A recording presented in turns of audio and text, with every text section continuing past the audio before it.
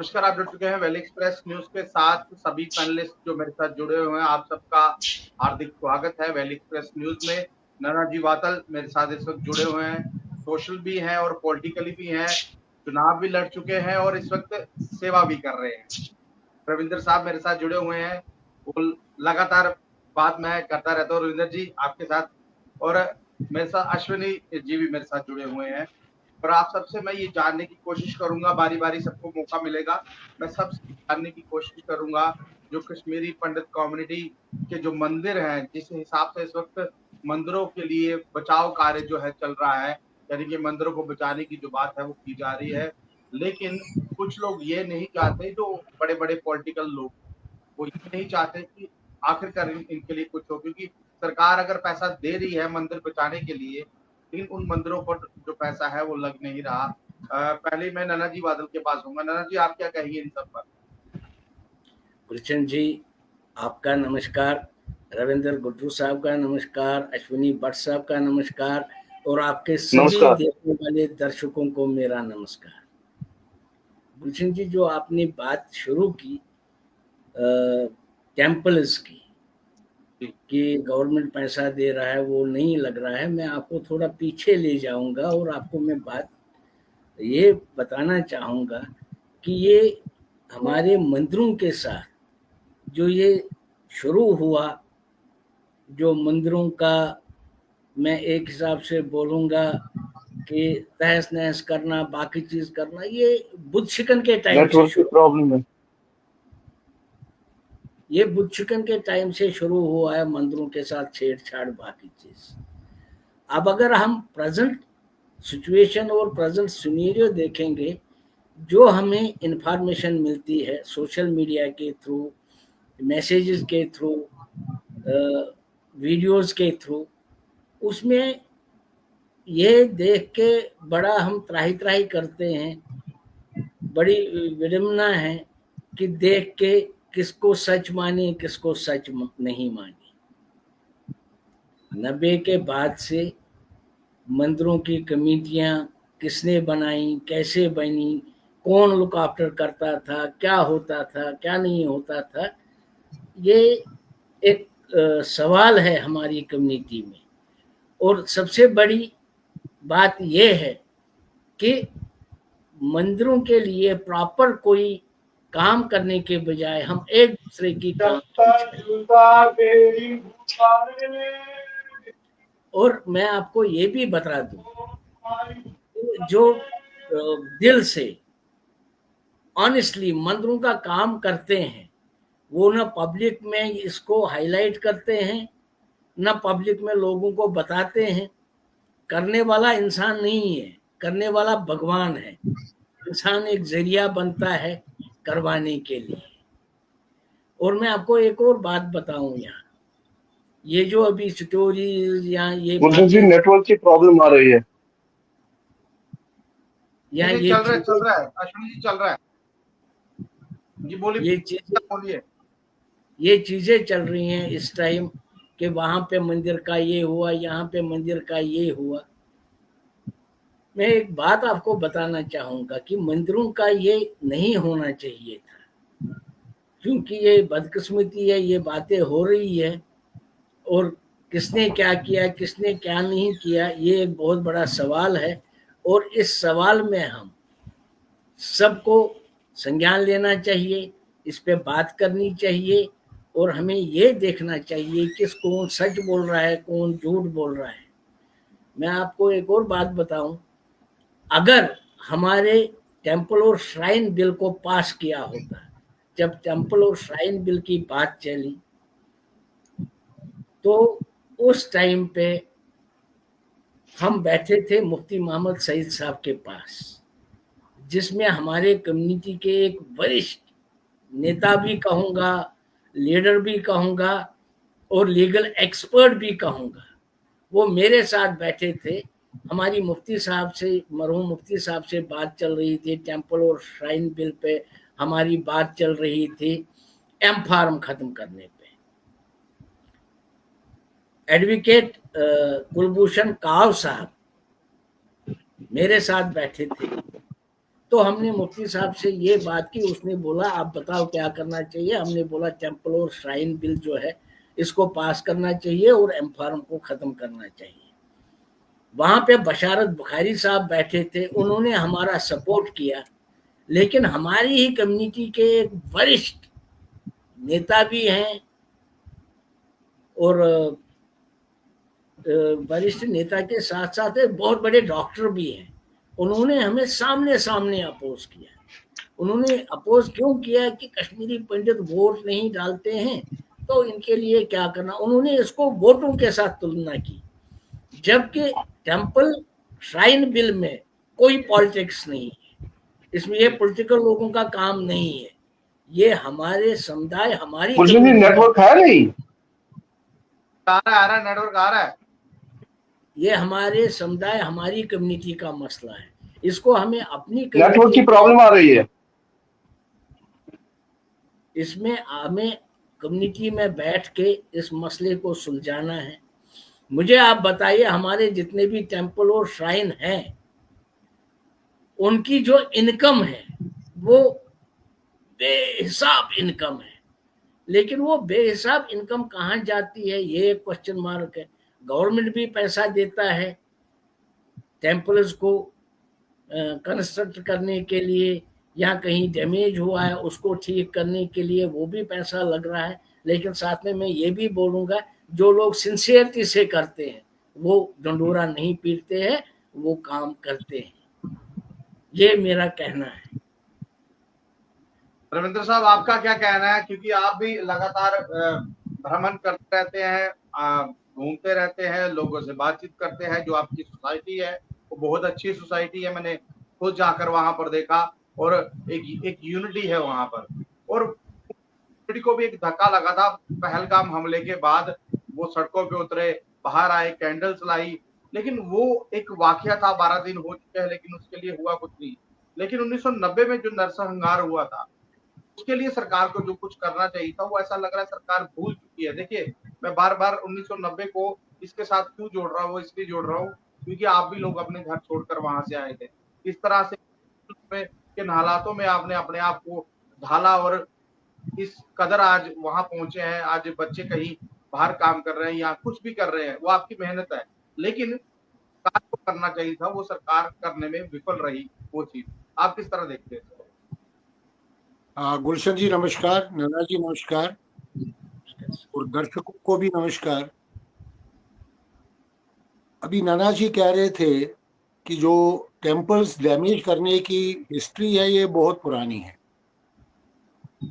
आप राजतरंग की नजर डालेंगे, जो इतने जीनोसाइड हुए, 7-8 जीनोसाइड्स हुए, कश्मीरी होलोकास्ट हुए, उन पे नजर डालेंगे तो हमेशा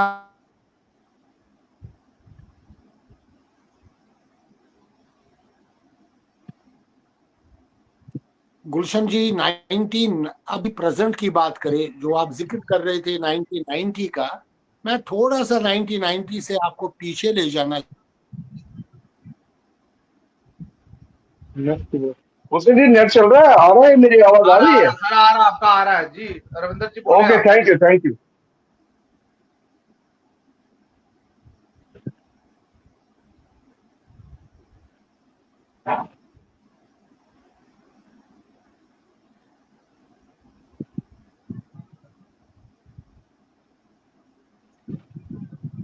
नेट की प्रॉब्लम चल रही है।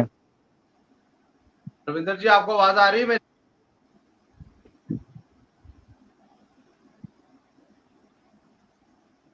चलिए अश्विनी जी रविंदर जी से आवाज जो है रविंदर जी की आ रही नहीं, जब आएगी तो मैं इनसे फिर सवाल ले लूंगा। मुझे ये बताइए आप किस तरह देखते हैं इस टेम्पल्स को लेकर जो इस वक्त भगदड़ मची हुई है, और वो लोग जो ऑलरेडी पहली से इन पदों पर बैठे हुए हैं, और कहीं ना कहीं 1990 से लेके आज तक लगभग 35 साल से ऊपर का वक्त हो गया है, कोई भी नया आदमी उनके साथ नहीं जुड़ा, नई कमेटी नहीं बनी, नए लोग बीच में नहीं आए। अगर नए लोग आते तो टेम्पल्स आगे की तरफ बढ़ते और सरकार से भी हम कुछ ले पाते। क्या कहते हैं आप? मेरी तरफ से सारे जो व्यूवर्स है, गुलशन जी और अपने बादल साहब और रविंदर जी, सबों को नमस्कार। और जितने भी हमारे दर्शक इस वक्त आपको लाइव देख रहे हैं, उनको भी मेरी तरफ से नमस्कार। अचानक आपका कॉल आ गया तो आपने कहा मुझे इस काबिल जाना कि मैं भी कुछ अपनी राय रखूं। देखिए, क्लियर कट है कि 1990 में हम कश्मीर से निकाले गए। हमारे जो धरोहर थे, मंदिर हमारे, हम वहां छोड़ के आए, क्योंकि जब अपनी जान नहीं थी तो मंदिरों का देखना बड़ा मुश्किल था। उसके बाद जो भी लोग थे कुछ जिन्होंने इसको संभाला, हम उनका धन्यवाद करते हैं। धन्यवाद है उनका कि उन्होंने संभाला, फिर यात्रा शुरू हुई। मगर एक अफसोस की बात है, इतने हमारे ट्रस्ट है, मैं किसी ट्रस्ट का नाम नहीं पर्सनली लूंगा, किसी एक का आज तक बैलेंस शीट नहीं है। जो काम करते हैं हम उसकी सराहना करते हैं, मगर जो यंग जनरेशन हमारी है, आप देखिए कोई नया इन्वॉल्व हुआ उसमें?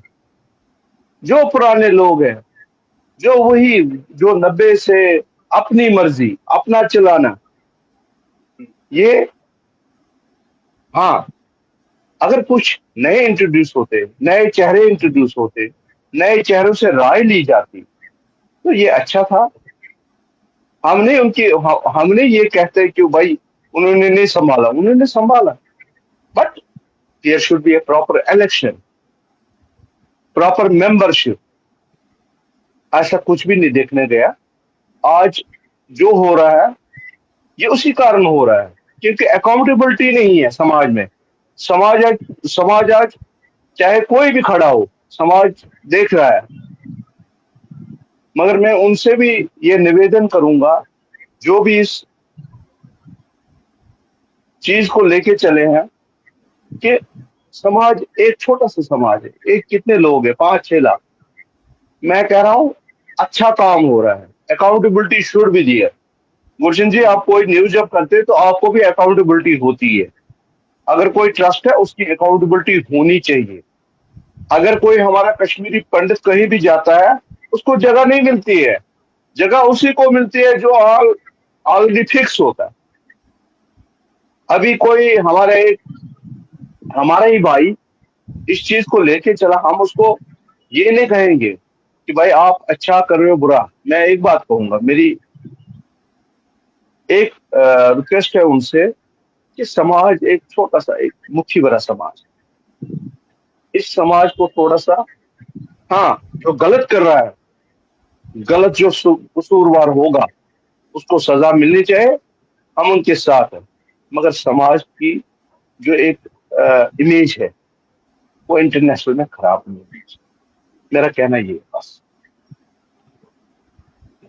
ना जी, आपने बात सुन ली रविंदर गदरू साहब की। मुझे लग रहा है नेटवर्क में इशू आ चुका है, लेकिन आप ये चीज देखिए कि जो कश्मीर में कुछ हो रहा है, धरना कर कर प्रदर्शन कर कर पुलिस को बुलाया जा रहा है, फिर ये पता करवाया जा रहा है, कोर्ट में भी बात की जा रही है, लेकिन तस से मस नहीं हो रहे लोग। देखिए गुलशन जी, मैं आपको ये बात बताना चाहूँगा कि हमारे टेम्पल और श्राइन बिल का जब मसला था पास होने का, उस टाइम कांग्रेस ने, एनसी ने, पीडीपी ने होल हार्टेडली सपोर्ट किया। लेकिन Right. एक ही पार्टी थी जो सबको मालूम है जिसने इसको अपोज किया। उनके Right. क्या रीजन रहे, क्या वजूहत रहे, वो वही जवाब दे सकते हैं। मुझे एक बात बताइए आप, हमारे टेम्पल श्राइन जितने भी हैं, अगर उनको प्रॉपरली मेंटेन किया होता, अगर टेम्पल श्राइन बिल बनी होती, उसमें एडमिनिस्ट्रेशन भी उसका देखभाल करते और साथ में कश्मीरी पंडित समुदाय के जो लोग हैं, जो उसके मेंबर होते हैं, जो उस बोर्ड में होते, वो पूरा टेक अप करते, पूरा लुक आफ्टर करते, पूरा देखते। आपको क्या लगता कश्मीरी पंडित को रिलीफ पे निर्भर रहना पड़ता? हम कश्मीरी पंडित रिलीफ पे निर्भर नहीं रहते, उल्टा हम गवर्नमेंट ऑफ इंडिया को, जम्मू कश्मीर गवर्नमेंट को पैसा दे सकते हैं। लेकिन बदकिस्मती ये है कि हमारा टेम्पल और श्राइन बिल पास नहीं हो रहा है। इसमें पंडित प्रेमनाथ भट्ट एडवोकेट जो थे कश्मीरी उनका लाल। जो ट्रस्ट बना है वो कश्मीरी लाल जी ने, उसमें पंडिता साहब है, बहुत सारे लोग हैं, बड़ा स्ट्रगल किया उन्होंने कि ये ट्रस्ट बने। लेकिन बहुत सारे लोग हैं जो नहीं चाहते हैं कि ये ट्रस्ट बने, क्योंकि उससे उनको बड़ा प्रॉब्लम हो रहा है। दूसरा, मुझे आप बताइए, हमारे कश्मीरी पंडितों का कोई कॉलेज है? हमारे नहीं, कश्मीरी पंडितों का कोई यूनिवर्सिटी है? हमारे कश्मीरी पंडितों का कोई हॉस्पिटल है? हम डिपेंडेंट क्यों रहते?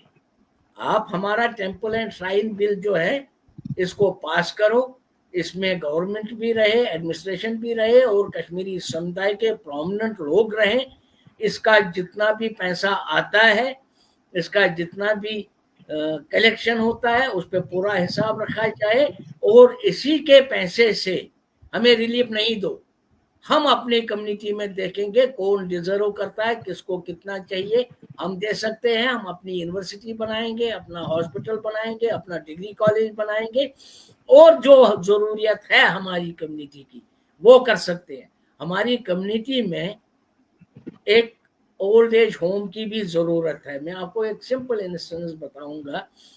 कुछ साल पहले एक मसला आया था मेरे पास। एक ओल्ड लेडी थी जिसका ना हस्बैंड था, ना बच्चे थे, कुछ भी नहीं थे हमारे समुदाय की। मैंने अम्फला में रिक्वेस्ट की थी, उन्होंने इनकार किया था जगह के लिए, बोला हमारा कुछ प्रोसीजर होता है उसके हिसाब से मिलेगा। फिर मैंने आगे पीछे बात की, लेकिन मेरे जहन में आया कि हम लोगों को क्यों रिक्वेस्ट कर रहे हैं, हम अपना क्यों नहीं ओल्ड एज होम बना सकते हैं। तो मेरा जहन में आया और मैंने पहला फोन किरण वातल जी को लगाया शाम के टाइम में। किरण वातल जी को सिर्फ मैंने बोला, वातल साहब हम एक ओल्ड एज होम बनाना चाहते हैं अपने बुजुर्गों के लिए। उन्होंने कोई क्वेश्चन नहीं पूछा, कोई सवाल नहीं किया, कुछ नहीं, उन्होंने एकदम ही मुझे बोल दिया बहुत अच्छी बात है, मैं 2 लाख रुपया दूंगा और जो भी मेरे से हो सकेगा आप शुरू करो, मैं साथ हूँ। लेकिन ये उसका बड़ापन था। लेकिन उसके बाद मेरी कुछ लोगों से बात हुई तो उन्होंने मुझे बोला क्या बात कर रहे हो, ये तो बात ही नहीं है। और मैं भी डिसर्टेड हो गया। लेकिन इंस्पिरेशन सिर्फ किरण वातल साहब से मुझे मिली थी। ये भी एक मसला है। अगर हमारे पास इन श्राइन्स का पैसा होता, टेम्पल्स का पैसा होता, हम क्यों किसी को बोलते? दूसरी बात ये है कि हमारे यहाँ गवर्नमेंट भी पैसा देता है। मैं इसे नहीं बोलूंगा नहीं देता है, क्योंकि जब गवर्नमेंट ने पैसा दिया, चाहे थ्रू ऑनरेबल एमएलए है, थ्रू एमएलसी है, थ्रू मिनिस्टर्स पैसा हमारे पास आया, तभी हमने कुछ टेम्पल्स का, कुछ श्राइन्स का काम भी किया। लेकिन हम डंडोरा नहीं पीटते हैं। हमने काम किया, सबको मालूम है, और बहुत अच्छी अच्छी जगह पे करने वाला भगवान है, हम नहीं है, हम एक जरिया है। तो इसलिए ये मेरी रहेगी रिक्वेस्ट, अपील गवर्नमेंट से भी, अपने समुदाय के लोगों से भी, कि टेम्पल श्राइन बिल का होना बहुत जरूरी है। और टेम्पल श्राइन बिल होगा तो हम लोग बहुत कुछ कर सकते हैं।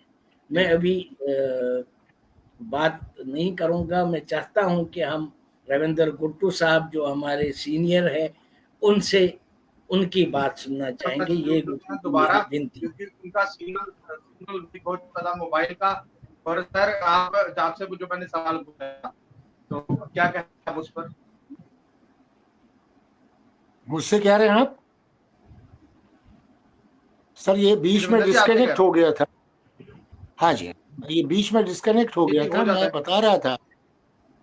मैं बता रहा था कि आप 1990 की बात कर रहे थे। ये मसला सर 80, अगर हम पुरानी हिस्ट्री में ना जाएं, ये 86 से स्टार्ट हुआ, जब डिस्ट्रिक्ट अनंतनाग के अंदर काफी मंदिरों को किया गया, और उसके बाद 1990 के बाद हद हो।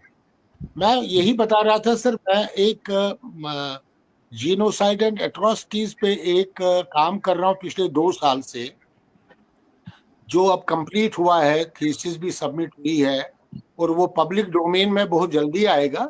उस रिसर्च में मैंने देखा सर, हमारे कुछ 450 मंदिर, श्राइन्स और क्रीमेशन ग्राउंड्स है जिनके अंडर कोई 7,500 कनाल जमीन थी, जो आज की डेट में 2700 कनाल रह चुकी है। ओह माय अब गॉड। गवर्नमेंट फंडिंग कर रही है, मुझे इस बारे में कोई संज्ञान नहीं है।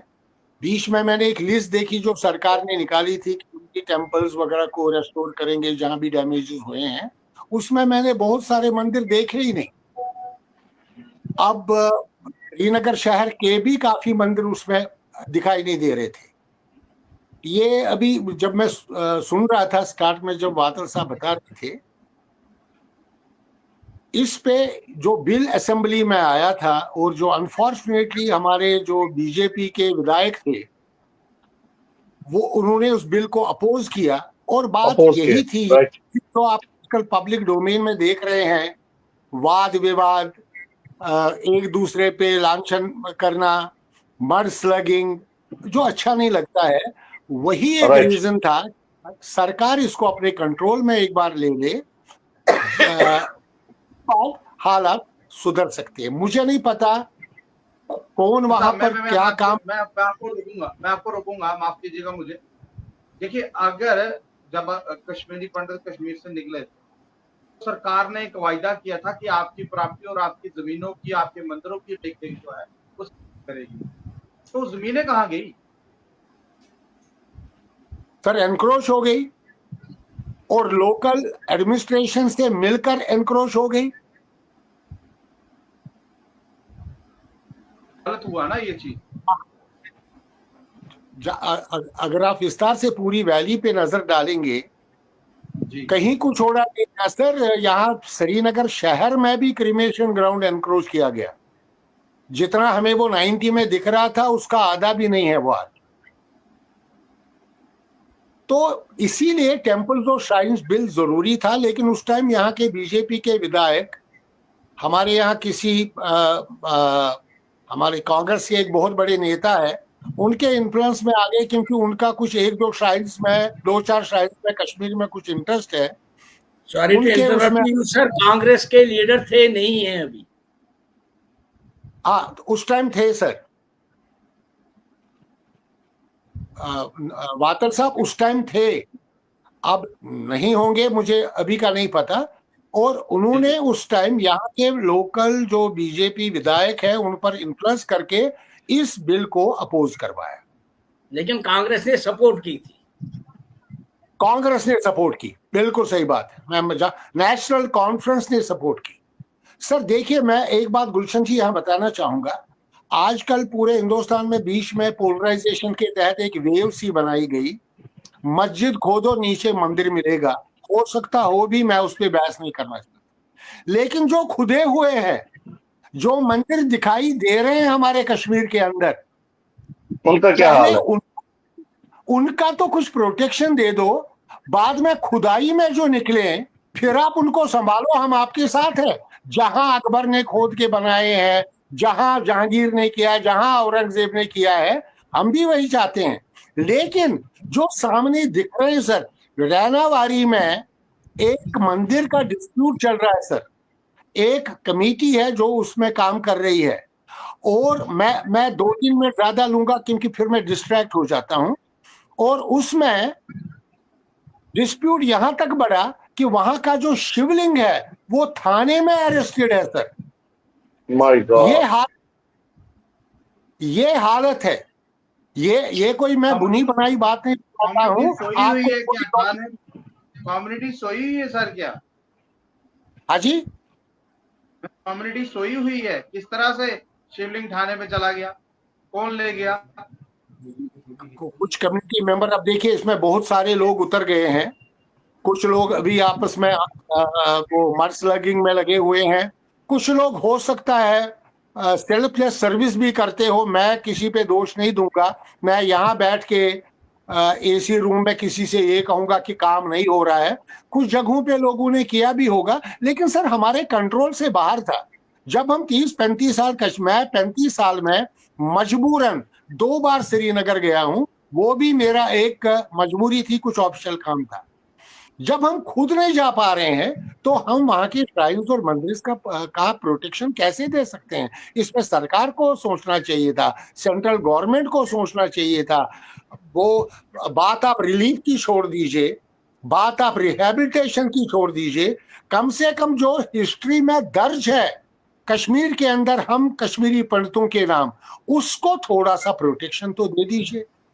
आप टूरिस्ट वहां बुला रहे हैं, उन टूरिस्ट को उन जगहों पे ले जाइए जहां हमारी फाउंडेशंस को तबाह कर दिया गया है, ताकि पूरे भारतवर्ष को पता चले वहां क्या। अभी ये ट्रेजेडी हुई पहलगांव की, मैं हैरान हूं, दिन में 10-15 वीडियो सामने आते हैं, कुछ विक्टिम्स के भी आते हैं जो कह रहे हैं नहीं जी कम्युनिटीज को कोई दोष नहीं, दे दो भैया, कपड़े उतार के गोली मार।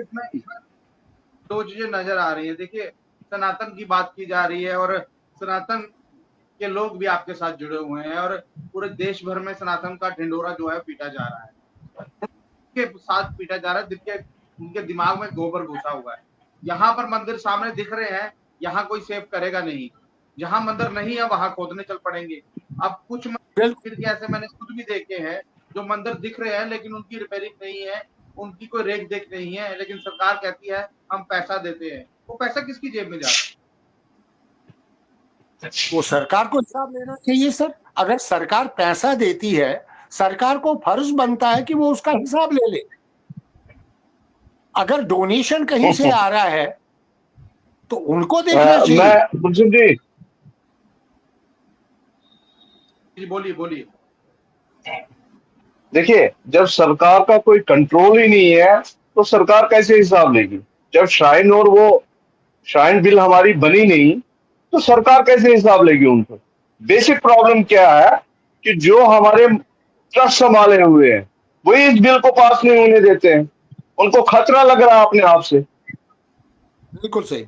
अरे सरकार का रोल तब रहेगा ना।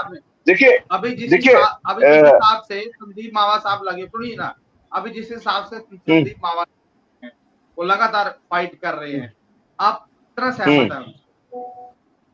नहीं, मैं आपको एक बात सुना, सही बात है। देखो, मावा साहब जो कर रहे हैं, देर आए दुरुस्त आए, ठीक कर रहे हैं, मगर मावा साहब से एक रिक्वेस्ट है मेरी, जहां पे गलत है गलत को बाहर निकालो, जो सही है सही को सामने लाओ। मैं कह रहा हूं, आज तक आप देखिए हमारे पास इतने ट्रस्ट है, मैं किसी ट्रस्ट का पर्सनली नाम नहीं लूंगा, किसी का बैलेंस शीट आया आज तक? ये अपने भाई मेरे वातल साहब ने ठीक कहा, अगर कश्मीरी पंडितों की प्रॉपर्टी जो हमारा कैश है, इसको एक जगह, मैं नहीं कह रहा हूं यहाँ के कश्मीर का जितने हमारा कैश है, अगर एक जगह जमा किया जाए, रविंदर जी हमारे मेडिकल कॉलेज भी बन सकता है, हमारा लॉ कॉलेज भी बन सकता है, हमारा हर एक चीज बन सकता है, मगर कौन करे? कश्मीरी पंडित पे ऐसे बैठे, महाराज बीए के वो बैठे हुए, वो अगले को नहीं। आप बताइए मेरे को, इतनी, मैं भी जब कश्मीर से निकला मैं भी 22 साल का था, कौन यंग मेंबर है, किस यंग को लेते हैं आप कॉन्फिडेंस में? या आप है, आपको कभी बुलाया उन्होंने? हमने बहुत बार कहा यंग जनरेशन को सामने लाओ, यंग जनरेशन को इंट्रोड्यूस करो। उन आदमियों को ट्रस्टी बनाते हैं जिनका कोई रोल नहीं है कम्युनिटी में, जिनका कोई सोशल वर्क नहीं है। ये मान होके आता है उसको ट्रस्टी बना दिया जाता है, 75 ऊपर का होता है और वो ट्रस्टी बन जाता है, वो डॉक्यूमेंट लिखता है, लेकिन जो यूथ है उसको क्यों नहीं लिया जाता? कारण क्या है? सवाल ये आपका। That's the question was work. और आज की जनरेशन जो हमारी है, मैं दावे से कह रहा हूं, मेरे 2 बच्चे हैं, किसी के भी हैं, they are not mentally corrupt, they are not morally corrupt, they have seen the migration, they want to work, but unfortunate जो हमारे ऊपर वाले बॉस बैठे हैं, दे डोंट वांट इट। हाँ, मावा साहब जो कर रहे हैं, हम उनके सपोर्ट में, वो ठीक कर रहे हैं, मगर एक चीज मावा साहब से मेरी रिक्वेस्ट है कि कम्युनिटी का केयर करिए, कम्युनिटी को रास्ते पे मत लाए। हाँ, जो गुनाहगार हैं उनको सजा मिलनी चाहिए। गुलशन जी, नाना जी आप बोल रहे थे। आपने बहुत अच्छा सवाल किया है कि जो गवर्नमेंट पैसा देती है उसका कौन देख रेख कर रहा है, क्योंकि मेरे बड़े भाई गुट्टू साहब, रविंद्र गुट्टू साहब को या अश्विनी भट्ट साहब को आइडिया नहीं है, क्योंकि मैं ग्राउंड जीरो पे कश्मीर में काम करता हूं। उसका जवाब मैं आपको दूंगा। सबसे पहले मैं आपको एक बात बताऊंगा, हमारी जो कश्मीर की तरफ जर्नी शुरू हुई, ये मरहूम मुफ्ती मोहम्मद सईद साहब के टाइम में मरहूम काजी मोहम्मद अफजल साहब जब मिनिस्टर थे, तो मुफ्ती साहब के डायरेक्शन पे उन्होंने बोला उनको कि आप तुलमुला खीर भवानी के रहने वाले हैं, आप तुलमुला खीर भवानी को शुरू करो ताकि हम यहाँ से कश्मीरी पंडितों को वहाँ ले जा सके। तो वो शुरुआत वहाँ से हुई। मरहूम काजी मोहम्मद अफजल साहब ने वो अरेंजमेंट्स किए और पहली बार हम वहाँ गए। क्योंकि मुझे ये इसलिए सारा मालूम है, काजी मोहम्मद अफजल साहब मुझे अपने बेटे फारूक साहब जैसा समझते थे, मुझे ये डिटेल्स मालूम है, मेरे बहुत घरेलू ताल्लुकात आज भी हैं। उसके बाद में आपको एक और बात बताऊंगा, हमारे यहाँ माता शिवा भगवती टेम्पल है, मिर्जा काक साहब महाराज हैं, यहाँ बनपोरा में हमारा वहीं पे एक गांव बनपोरा जगह है, गणेश स्थापन है, यहाँ शुभशान घाट वगैरह थे। उसके लिए जो पहल की वो अब्दुल रहीम रथर फार्मर एमएलए ने की। पैसे उन्होंने अपने फंड से दिए, हमने काम शुरू किया। आज सबको पता है माता शिवा भगवती एकिनगाम, काक साहब, वहाँ लोग जाते हैं, बैठते हैं। यहाँ अभी रिसेंटली गणेश स्थापन बनपुरा का शुरुआत हुआ है, तो आने वाले टाइम में ये सब होगा। लेकिन जब पैसा आता है तो उसमें गवर्नमेंट पूरा देखती है। तब तक कंट्रैक्टर का बिल पास नहीं होता है जब तक गवर्नमेंट का इंजीनियर, अगर ब्लॉक के थ्रू हो, बीडीओ या एसीडी, डीसी, ये सब पूरा उसको वेरीफाई करने के बाद पेमेंट होती है। और जब तक वहाँ कम्युनिटी, कश्मीरी पंडित कम्युनिटी सेटिस्फाइड लिख के नहीं दे, तब तक सर कोई पेमेंट नहीं होती है उनकी। मेरा यहाँ पे वातु साहब, आप वो क्वेश्चन नहीं है मेरा वातु साहब, मेरा ये नहीं है कि गवर्नमेंट जो एमएलसी फंड देता है, एमएलए फंड देता है, उस I am not talking about that. जो हमारे पास ट्रस्ट है, मुझे बताइए कितने ट्रस्टों का बैलेंस शीट आपने आज तक देखा, बताइए। वही आपकी बात, मुझे I am not about the government.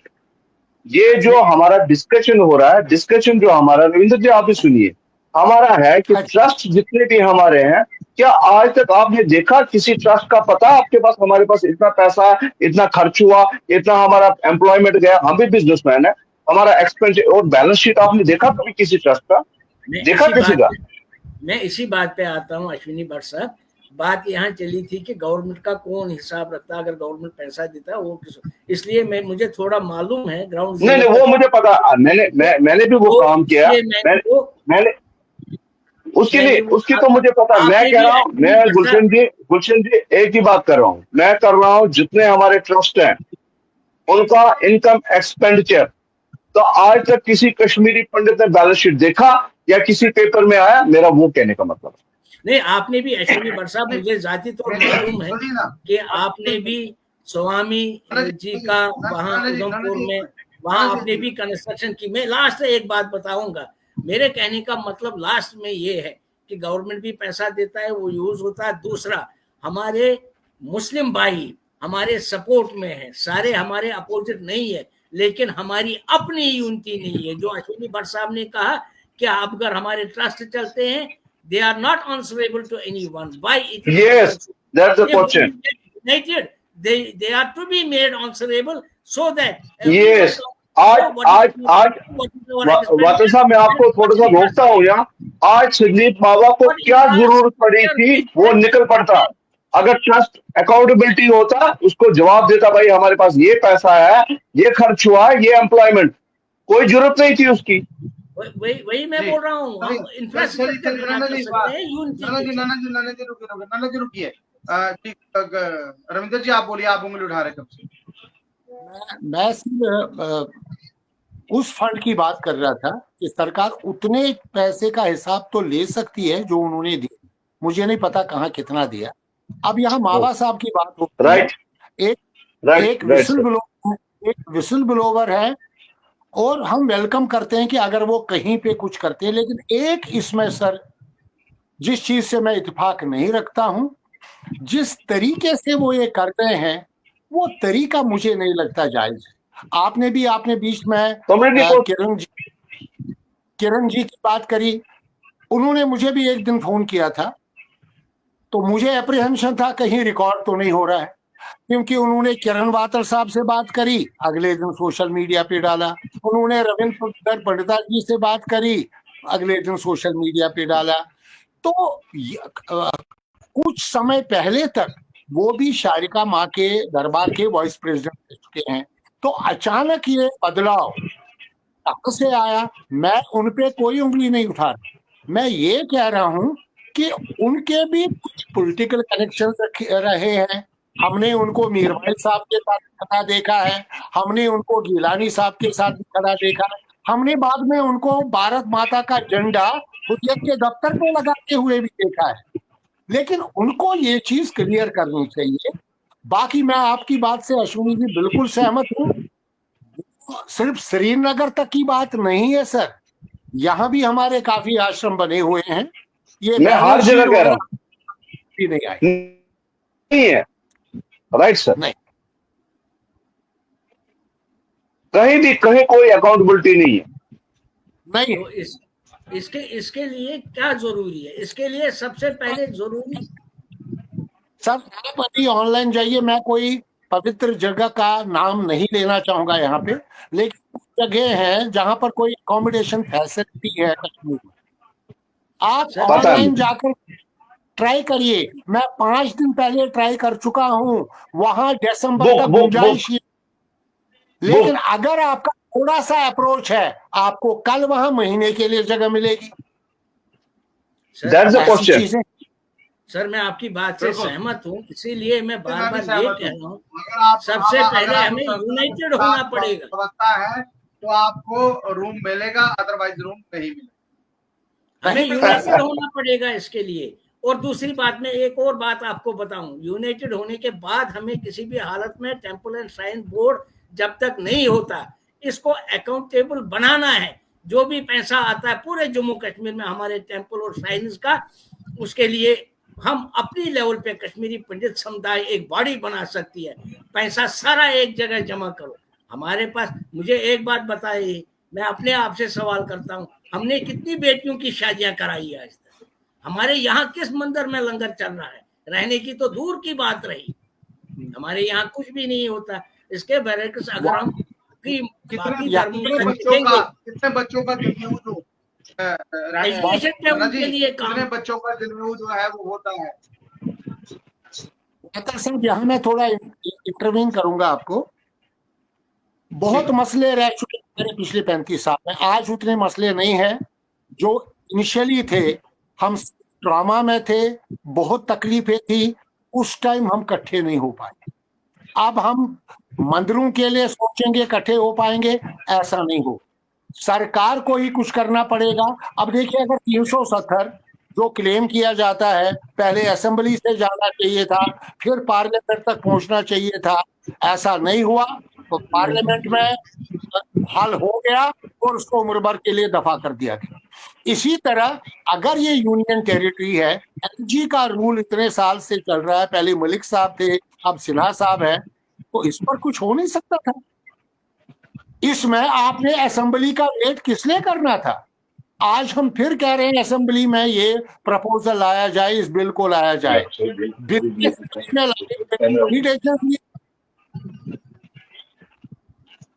तो बिल होनी चाहिए सर। मुझे नहीं लगता सेंट्रल गवर्नमेंट भी कोई सीरियस है इस मामले में। वो वहीं पे मंदिर का कुछ देख लेती है जहां पे उनका कुछ वोटों का इंटरेस्ट हो। सर बात वहीं आती है, मैं आपके साथ पूरा एग्री कर रहा हूँ, अश्विनी जी के साथ पूरा एग्री कर रहा हूँ, लेकिन बात ये है, जब हम ही डिवाइडेड है तो हमारे लिए कोई क्यों करेगा?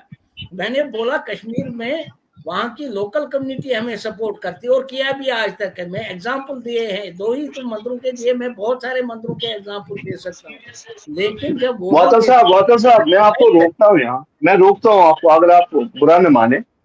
Community is not divided. जो हमारे, मैं कहूंगा साहब, जो हमारे नाम नहाद लीडर्स है वो डिवाइडेड है। मैं उनको नहीं, so called leaders, I am telling you straight way. मुझे एक बात सुनाइए आप वातल साहब, आपकी मेरी एसोसिएशन 25-30 साल से है। मुझे एक बात बताइए, अगर मावा साहब वहां किसी मंदिर में जाते हैं, ये दिखाते हैं हालात, क्या हमारे ट्रस्ट के जितने भी ट्रस्ट के लोग हैं, अगर वो गलत कर रहा उसके खिलाफ क्यों नहीं खड़े होते? बताइए, इस बात का जवाब बताइए। अगर वो कर रहे हैं, वो मावा साहब ओपन कर रहा है इस चीज को, ट्रस्ट के जितने लोग सामने क्यों नहीं आते? एक प्रेस कॉन्फ्रेंस कर रहे हैं, वो आप बोल रहे हैं गलत कर रहा है, क्यों नहीं आज तक किया किसी ने? देखिए अश्विनी भट्ट साहब, आपका बिल्कुल सही बात है। बात यह है, मैं किसी को ना गलत ठहराऊंगा ना किसी को सही, क्योंकि मैंने गलत कह रहा हूँ। देखो अगर कोई क्लियर कर रहा है, अगर हमें क्लियर करना है तो आप मेरी बात को डिबेट करके मैं कह रहा हूँ, अगर मैं गलत हूँ, अगर मावा साहब, अगर डॉक्टर मावा गलत है, 5 लोग क्यों नहीं खड़े हो जाते, बोलते भाई तुम गलत कर रहे हो? अरे सुनिए ना मेरी बात, कहीं न कहीं नाना जी आप भी सुनिए मेरी बात। अगर कम्युनिटी के लिए कुछ मंदिर या ट्रस्ट बनाए जाते हैं या जो बने हुए हैं, जो इस वक्त यूथ बेरोजगार है, सुनिए ना, जो इस वक्त यूथ बेरोजगार है, जिसके पास काम नहीं है, जो यूथ इस वक्त अगर उस ट्रस्ट में काम करेगा, एक तो अपने लिए काम करेगा, अपनी कम्युनिटी के लिए काम करेगा, दूसरा उसके घर का गुजारा भी चल पाएगा, तीसरा हमें को नहीं लाना, उसको ये पता चल जाएगा कि ये हमारे खुद के मंदिर है। हम परेशान हो गए सरकार को ऐसा लगता है कश्मीरी चले गए हैं और मंदिर हम ये आश्वासन दे देंगे कि वहां अच्छे से हैं, जबकि जमीनें गायब हो चुकी हैं। कहा इन्होंने था रेख हम करेंगे, इन्हीं के पटवारी तहसीलदार मिलकर वो जमीनें बेच रहे हैं और ये कहते हैं पहले आप मालिक थे लेकिन अब नहीं है, अब ये बोलते हैं ये चीज। जितना आप बोल रहे थे रविंदर जी, आप बोलिए। हाँ जी, हाँ बताइए सर। बिल्कुल सही बात है जो आप बोल रहे हैं, बिल्कुल करेक्ट है सर। इसको यूथ को सामने लाना चाहिए। ये खाली मंदिर कमेटीज की बात नहीं है, कोई भी यहाँ ये जो अश्विनी जी सेल्फ स्टाइल्ड बता रहे थे, बहुत सारे लोग हैं जो जवान लोगों को आगे नहीं आने देते। किसी भी ऑर्गेनाइजेशन में आपने आज तक सुना है इलेक्शन होते हैं? आपने कभी कोई इलेक्शन कोई कश्मीरी पंडित संस्था में कवर किया गुलशन जी? कहीं पे नहीं है। जो 1990 में जो 1990 में जो प्रधान था, अगर वो जिंदा होगा आज भी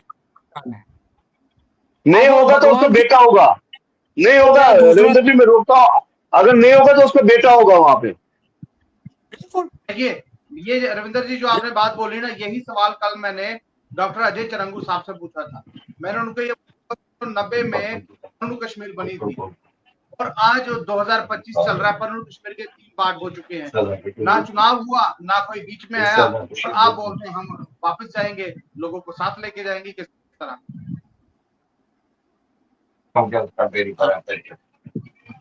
देखिए इसमें खुशी देर से ही सही, जहां तक मेरी इंफॉर्मेशन है, मैंने सुना कि उन्होंने एक यूथ विंग खड़ा किया हुआ है।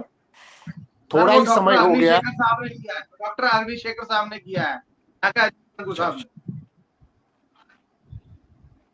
तो ये बात सही है सर, बिल्कुल जवान लोगों को मौका देना चाहिए। रविंद्र सर, मेरी डिबेट आप मेरी तरफ से, आप मुझसे बड़े हैं, मेरी तरफ से आपको नमन है। मैं आपको एक ही बात कहूंगा, मैं जब से माइग्रेशन हुई, मैं उधमपुर में रहता था, तब से मैं इस माइग्रेशन के फील्ड में, अभी मैं जत्ती में रह रहा हूँ सर। मेरा एक ही आपसे विनम्र रिक्वेस्ट है, जो लोग हैं उनको बोले आप स्टेप डाउन हो जाइए, आगे यूथ जो है उनको बुलाइए। यहाँ ये कम्युनिटी का तब तक कुछ नहीं बनेगा जब तक नेक्स्ट जो यंग जनरेशन है उनको सामने नहीं लाया जाएगा। जैसे गुलशन जी ने कहा, सुनिए मेरी बात, जी बहुत बात जो आपसे सबसे होगी है, मुझे माफ कीजिएगा, मेरे पास वक्त कम है, पर मैं ये कहता हूँ जितने भी लोग मुझे देखते हैं या जो इसके बाद देखेंगे, क्योंकि ये लाइव चल रहा है, जो यूथ इस वक्त अपनी कम्युनिटी के लिए खड़ा होना चाहता है और उन मंदिरों के लिए, जो मंदिर आपके हैं, हमारे हैं, हिंदू धर्म के हैं, सरकार एक पीपड़ी बजा रही है, सरकार एक ढंडोरा पीट रही है, सनातन सनातन कर। अगर सनातन के मंदिर कश्मीर में महर्षि है, उस ऋषियों के माध्यम भी अगर जो मंदिर कश्मीर में है, क्या सरकार बचाने में कामयाब होगी या नहीं, या ये कह दे कि हमने पैसा दे दिया है तो साफ होगा, बचाया जाएगा, या वो लोग पटवारी तहसीलदार जो बैठे हुए हैं, जो वहां पर साइन कर ये कहते हैं ये लोग मालिक थे लेकिन अब नहीं है, आपकी जमीनें जो है लोगों में बांटी जा रही है, किस तरह बांटी जा रही है, ये बहुत बड़ा सवाल या निशान अगले एपिसोड में मैं आपके साथ मिलकर इसमें खोज खबर कर जानने की कोशिश जो है वो जरूर करूंगा। बहुत बहुत धन्यवाद सर मेरे साथ जुड़ने। धन्यवाद आपका। नमस्कार सबको, नमस्कार।